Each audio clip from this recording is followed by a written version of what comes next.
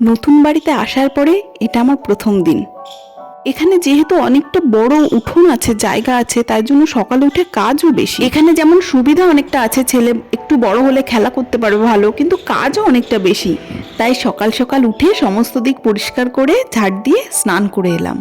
এবার ঠাকুরকে পুজো দিয়ে তারপর যাব রান্নার দিকে।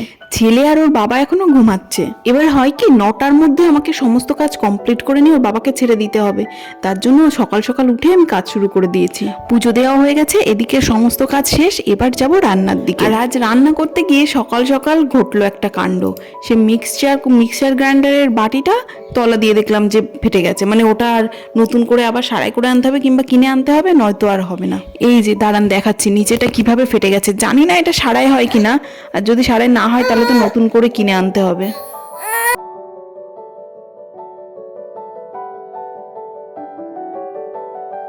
পেস্টটা যা হোক করে হয়ে গেছে, কিন্তু এটা আর নষ্ট হয়ে গেল, আর হবে না।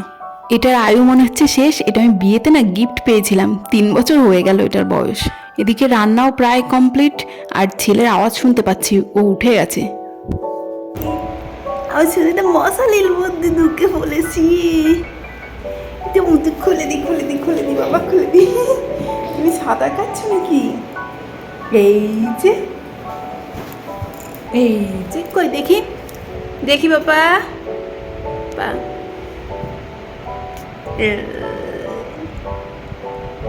সকাল হয়ে গেছে, সকাল হয়ে গেছে।